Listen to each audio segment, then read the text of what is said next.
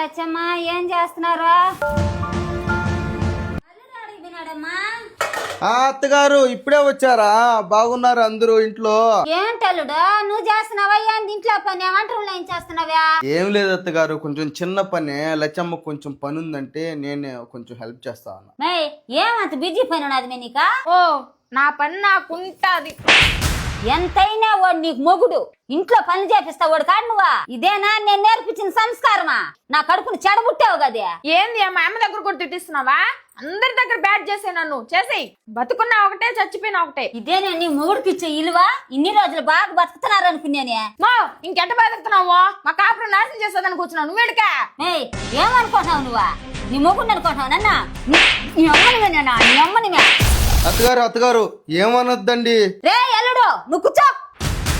కూతురు అల్లుడు బాగున్నారనుకుంటే దాన్ని మాత్రం ముదిగాడం చేసి ఎత్తుని పెట్టుకున్నావు కదరా. నువ్వు పనులు చేస్తా ఉంటే ఇది మాత్రం కూర్చోనది. దీనికి ఎంత కొవ్వు.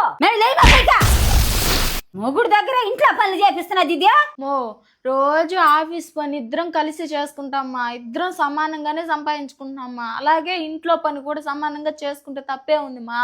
తప్పు అంటే ఏంది?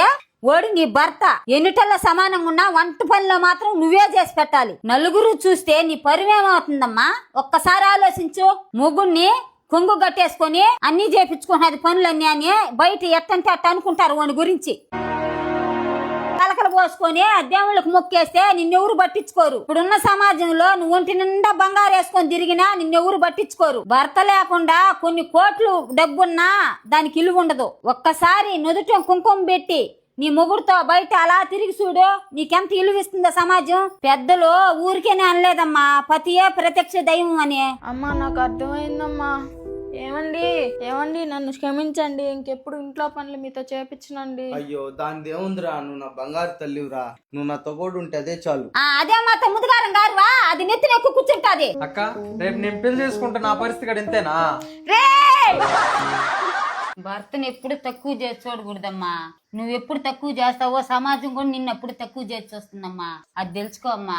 సరేగానే మాతో మాట్లాడి అలసిపోయినావు. నీకేం చేయమంటావా? చికెనా మటనా? ఏదో ఒకటి చేయబోనాయనా.